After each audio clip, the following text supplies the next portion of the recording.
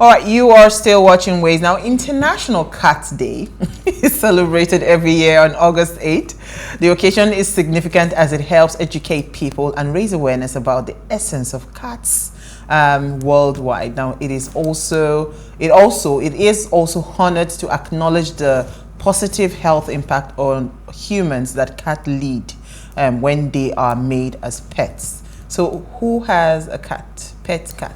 I have a friend who has a cat. Oh, she said the cat has gone somewhere now. Aww. But I don't like going to his house because of cats. The cat is on leave or something. I don't know for him whether he said he does not have time to take care, but the cat was taking. So he moved apartments. So he said the cat was taking time to adjust to the new apartment or something. Yeah. Now my God, that's actually a reality. So I had a cat. The points I'm trying to make is that I don't care. Yes, that's not nice. That's just the cats are really one of the most beautiful creatures you would ever have as a pet. They're really. So I hear. No, they bond so well. I'm interested too, but they bond so well with their owners. I'm a cat lover. How many? I had a cat. No. I don't have any cat now because you must really have time for that. I had a cat once, right? I'm trying to speak to what I said. Speak to what you said about apartments. So my cat was really nice. I took care of my cat, groomed the cat, fed the cat. My mother now decided that she wanted to take my cat to her restaurant to go and kill rats for her. What? So I heard slavery. Animal slavery. Thank you. Well, I heard that because the cat wasn't blindfolded when it was being transported, because my house and the restaurant in Kaduna, there were two extreme ends. So the cat tried to locate his way back home and got lost. So that particular reason is why I do not have another cat. The bond I had with that cat was just too much. Even when she got me another cat, exact same color and everything, I couldn't connect with the cat. So there's a special bond. When you find it, one connection. It is heavenly. Congratulations. Thank you very much. Elsie, you're not serious. All right, so what are we starting with? Let me start with you, Manu. What's your story? Okay. Ganduje will sign death warrant of teacher who killed his 5-year-old student. So the Kaduna state government stated that it is committed to ensuring justice is done to the condemned teacher Abdul Malik Tanko, who was sentenced to death by hanging over the killing of his 5-year-old student. So the Kano State High Court sentenced Mr. Tanko and his accomplice Hashimu Ishaku to death on the 28th day of July for killing Hanifa Abubakar, a 5-year-old student, last December. Mr. Tanko, alongside his accomplices, were found guilty of criminal conspiracy, kidnapping, confinement, and culpable homicide, contrary to sections 97, 274, 277, and 221 of the Penal Code. So the convicts were also sentenced to 5 years each for conspiracy. The AG stated that despite the conviction, the two convicts have the right to appeal the judgment of the lower court, as the Constitution allows and gives the convicts rights of appeal about 3 months window period. So the trial judge concluded the case within 6 months. I must say this is commendable. Within 6 months. So this is very good. I just hope they actually get the death penalty. I'm normally against the death penalty, but this was really bad, like really bad. The girl number one is very cute, very adorable, pretty girl. Why would you, like, where did it even come from? Why did you even think about killing this child?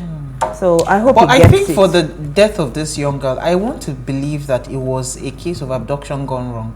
Whatever, it went wrong.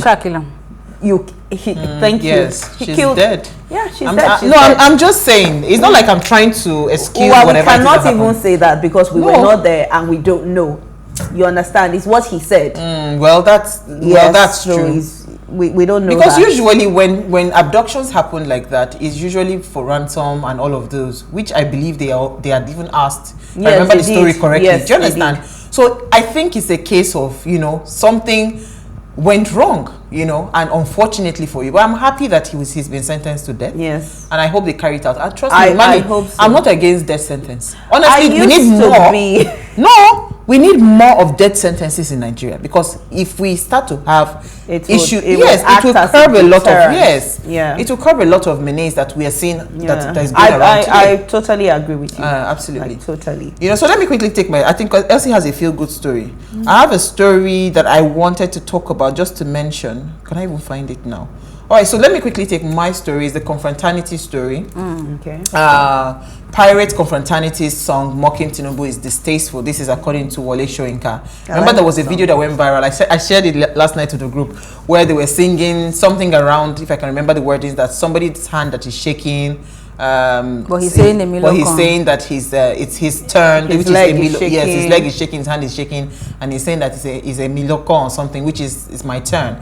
So he says, for him, he says the phrase, So let me find what Wole Soyinka said. It says, because everybody knows, is no secret that he is linked to that particular confraternity. So he was saying that he found it really appalling. Frankly, he was appalled by it. I have listened to the lyrics of the chant intently, and I'm frankly appalled. I find it distasteful. I belong to a culture where we do not mock physical afflictions or disabilities. Very much the contrary. The Yoruba religion indeed designates a deity, Obantala, as the divine protector of the afflicted. Obatala, rather.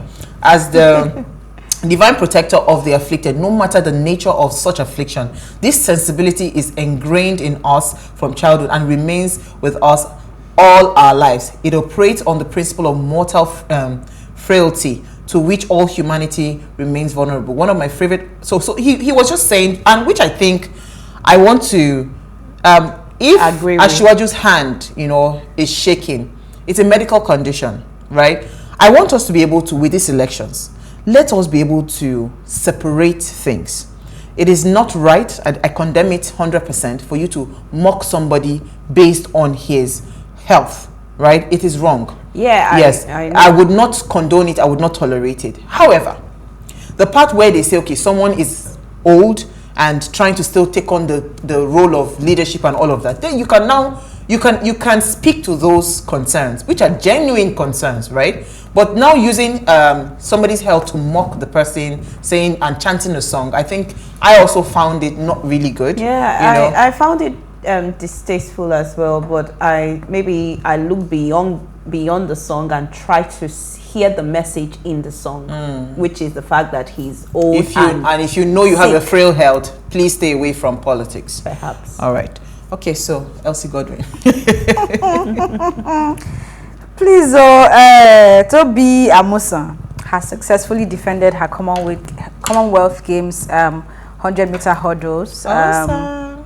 This happened on Sunday, and this is good news. She finished in a time of 12 minutes 30 seconds, right?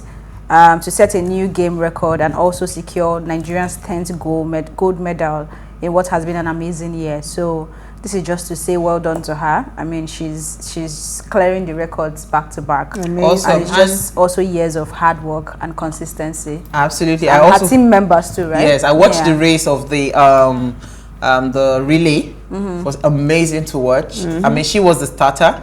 Fantastic start, and they got the gold medal. Then also Ese Brume. Yeah. Ese Brume won the gold medal. I mean, she broke a record as well. She broke a record in the Commonwealth Games. So I'm so proud of Nigerians are on fire. Nigeria, they are on fire, and I'm super proud of them. But one factor though, is it because they live abroad and they have, it's part of it. Part of it is part I'm just saying, we just had to put it out there. Part of it is part They got the right training and everything. Because sometimes it's important that we also understand. Your environment matters. Yes.